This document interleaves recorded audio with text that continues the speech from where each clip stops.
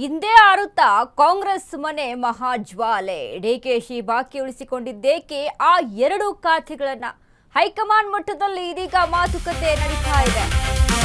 ಇವತ್ತಿಗೆ ಫೈನಲ್ ಆಗ್ಬಿಡುತ್ತಾ, ಹಿಂದೆ ಎಲ್ಲವೂ ಕೂಡ ಶಾಂತವಾಗ್ಬಿಡುತ್ತಾ ಅಂತ ಗೊತ್ತಿರುವಂತಹ ಬೆಂಕಿ ಡಿಕೆಶಿ ಬಾಕಿ ಉಳಿಸಿಕೊಂಡಿದ್ದೇಕೆ ಆ ಎರಡು ಖಾತೆಯನ್ನ ಹೈಕಮಾಂಡ್ ಮಟ್ಟದಲ್ಲೇ ಮಾತುಕತೆಯಂತೆ. ಶಾಂತಿಯಿಂದ ಸಾಗುತ್ತಾ ಶಿವ ಸರ್ಕಾರ?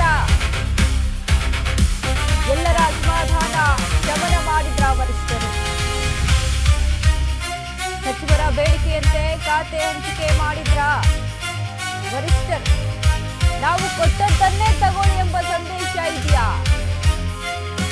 ಯಾವ ರೀತಿಯಾಗಿ ನಾರಿಯರ ಆಕ್ರೋಶವನ್ನು ತನಿಸಿದ್ರ ಹೈಕಮಾಂಡ್?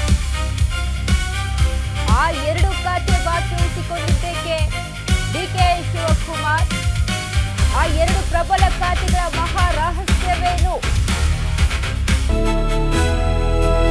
ಈಗಾಗಲೇ ಕಾಂಗ್ರೆಸ್ನಲ್ಲಿ ಎದ್ದಂತ ಗೊಂದಲ ಏನಂತ ಅಂದ್ರೆ ಖಾತೆಯ ಖ್ಯಾತೆ ಸಚಿವರ ಸಚಿವ ಸಂಪುಟ ವಿಸ್ತರಣೆ ಆಯ್ತು, ಬಟ್ ಖಾತೆ ಯಾರ್ಯಾರಿಗಪ್ಪ, ಯಾರಿಗೆ ಯಾವ ಖಾತೆ ಅನ್ನುವಂತ ನಿಟ್ಟಿನಲ್ಲಿ ಹೈಕಮಾಂಡ್ ಕೊಟ್ಟದ್ದನ್ನೇ ತಗೊಳ್ತೀವಿ ಅಂತ ಯಾರು ಕೂಡ ಇಲ್ಲ, ಯಾರ ಮನಸ್ಥಿತಿ ಕೂಡ ಇಲ್ಲ.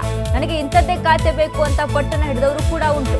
ಸೊ ಹಾಗಾಗಿ ಇದೀಗ ಎಲ್ಲವೂ ಕೂಡ ಇವತ್ತು ಅಂತ್ಯ ಆಗಿಬಿಡುತ್ತಾ, ಎಲ್ಲರಿಗೂ ಕೂಡ ಫುಲ್ ಸ್ಟಾಪ್ ಇಟ್ಬಿಡ್ತಾರ ಹೈಕಮಾಂಡ್ ವರಿಷ್ಠರು ಅನ್ನುವಂಥದ್ದು ಚರ್ಚೆ ಆಗ್ತಾ ಇದೆ. ಹಿಂದೆ ಫೈನಲ್ ಆಗುತ್ತೆ ಎಲ್ಲರ ಖಾತೆ ಹಂಚಿಕೆ, ಅವರವರ ಖಾತೆ ಅವರಿಗೆ ಹಂಚಿಕೆ ಮಾಡಿದ್ದೇವೆ, ಪಟ್ಟಿ ಬಿಡುಗಡೆ ಮಾಡುವುದು ಮಾತ್ರ ಬಾಕಿ ಇದೆ. ಕೋಲಾರದಲ್ಲಿ ಸಿಎಂ ಡಿಕೆ ಶಿವಕುಮಾರ್ ಹೇಳಿಕೆಯನ್ನ ಕೊಟ್ಟಿದ್ದಾರೆ. ಹೈಕಮಾಂಡ್ ಎಲ್ಲರಿಗೂ ಖಾತೆ ಹಂಚಿಕೆ ಮಾಡಲಿದೆ. ಯಾರ್ಯಾರಿಗೆ ಯಾವ್ಯಾವ ಖಾತೆ ಅನ್ನುವಂಥ ದೆಹಲಿಯಲ್ಲಿ ಎಲ್ಲಾ ಚರ್ಚೆ ಆಗಿದೆ ಅಂತ ಸಿಎಂ ಡಿಕೆ ಶಿವಕುಮಾರ್ ಅಧಿವೇಶನದೊಳಗೆ ಎಲ್ಲರೂ ಖಾತೆ ಹೊಂದಲಿದ್ದಾರೆ ಅಂತ ಡಿಕೆಶಿ ಹೇಳಿದ್ದಾರೆ. ಆದ್ರೆ ಇಬ್ಬರಿಗೆ ಮಾತ್ರ ಬಾಕಿ ಉಳಿಸಿಕೊಳ್ಳುತ್ತೇವೆ, ಎಲ್ಲ ಗೊಂದಲಕ್ಕೂ ಹಿಂದೆ ತೆರೆ ಎಳೆಯಲಿದ್ದೇವೆ ಅಂತ ಡಿಕೆ ಶಿವಕುಮಾರ್ ಮಾತನಾಡಿದ್ದಾರೆ. ಹಿಂದೆ ಫೈನಲ್ ಆಗುತ್ತೆ ಎಲ್ಲರ ಖಾತೆ ಹಂಚಿಕೆ. ಈಗ ಆಲ್ರೆಡಿ ಯಾರ್ಯಾರಿಗೆ ಯಾವ್ಯಾವ ಖಾತೆ ಅನ್ನುವಂಥದ್ದನ್ನ ಡಿವೈಡ್ ಮಾಡಿಬಿಟ್ಟಿದ್ದಾರೆ, ಎಲ್ಲರೂ ಅವರವರ ಖಾತೆನ ಅವರಿಗೆ ಕೊಟ್ಬಿಟ್ಟಿದ್ದಾರೆ ಅನ್ನುವಂಥದ್ದು ಅಂದ್ರೆ ಫೈನಲ್ ಲಿಸ್ಟ್ ಮಾಡಿಟ್ಟಿದ್ದೀವಿ. ಇವತ್ತೇ ಎಲ್ಲವೂ ಕೂಡ ವಿಧಾನಸೌಧದಲ್ಲಿ ಡಿಸೈಡ್ ಆಗುತ್ತೆ ಅನ್ನುವಂಥ ನಿಟ್ಟಿನಲ್ಲಿ ಡಿಕೆ ಶಿವಕುಮಾರ್ ಮಾತನಾಡುವಂಥದ್ದು. ಬಟ್ ಆ ಎರಡು ಖಾತೆಯನ್ನ ಉಳಿಸ್ಕೊಂಡಿದೆ ಯಾಕೆ ಡಿಕೆಶಿ? ಮಹಿಳಾ ಕೋಟಾದಡಿ ಕೂಡ ಲಾಭಿ ನಡೆದಿದೆ, ಮಹಿಳೆಯರಿಗೆ ಅವಕಾಶ ಮಾಡಿಕೊಡ್ಬೇಕು ಅಂತ. ಎಸ್ ಹೌದು, ಈಗಾಗಲೇ ಕಾಂಗ್ರೆಸ್ ಏನು ಮಹಿಳೆಯರಿಗೆ ಅಂತ ಇಷ್ಟೆಲ್ಲ ಸಬಲೀಕರಣ, ಮಹಿಳೆಯರ ಸಬಲೀಕರಣ ಅಂತ ಹೇಳಿದ್ದೆ, ಮಹಿಳೆಯರಿಗೋಸ್ಕರ ಯೋಜನೆಗಳನ್ನ ರೂಪಿಸಿಕೊಡುತ್ತೆ, ಗೃಹಲಕ್ಷ್ಮಿ ಅಂತ,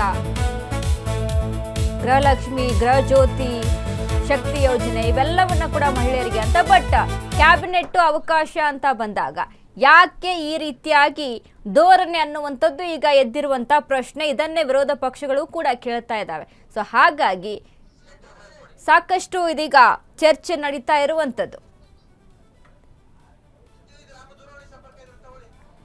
ಈ ಬಗ್ಗೆ ಮತ್ತಷ್ಟು ಅಪ್ಡೇಟ್ಸ್ ಅನ್ನ ಕೊಡ್ತಾರೆ ನಮ್ಮ ಪ್ರತಿನಿಧಿ ರಾಮು.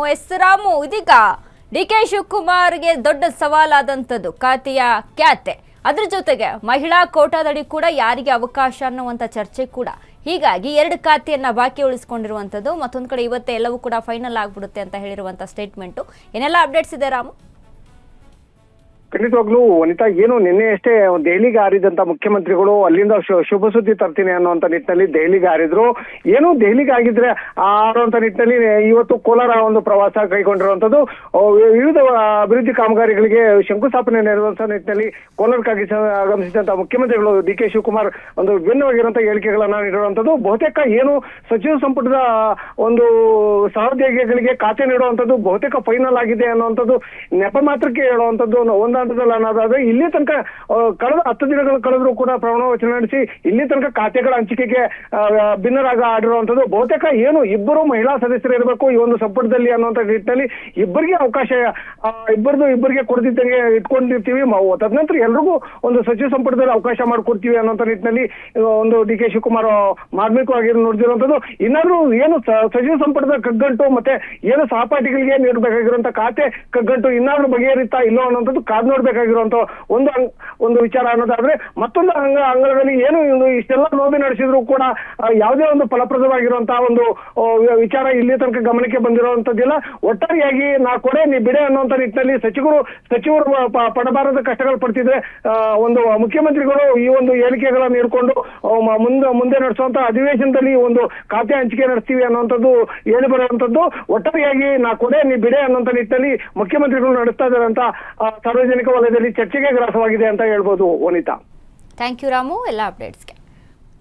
ಈಗಾಗಲೇ ನಡೀತಾ ಇದ್ದಂಥ ಚರ್ಚೆ, ಸಚಿವರ ಸಂಭಾವ್ಯ ಖಾತೆಗಳು ಇದಾವೆ. ಬಸವರಾಜ ರಾಯರೆಡ್ಡಿ ಆಗಿರ್ಬೋದು, ಇನ್ನು PM ನರೇಂದ್ರ ಸ್ವಾಮಿ ಸಮಾಜ ಕಲ್ಯಾಣ ಖಾತೆ ಬೇಕು ಅಂತ ಹೇಳ್ತಾ ಇದ್ದಾರೆ. ಬಸವರಾಜ ರಾಯರೆಡ್ಡಿ ಕಾನೂನು ಮತ್ತು ಸಂಸದೀಯ ವ್ಯವಹಾರ, SS ಮಲ್ಲಿಕಾರ್ಜುನ್ ತೋಟಗಾರಿಕೆ ಮತ್ತು ಗಣಿ ಭೂ ವಿಜ್ಞಾನ, ಹೀಗೆ ಒಬ್ಬೊಬ್ಬರು ಒಂದೊಂದು ಖಾತೆಗೆ ಲಾಭಿಯನ್ನ ಮಾಡ್ತಾ ಇದ್ದಾರೆ.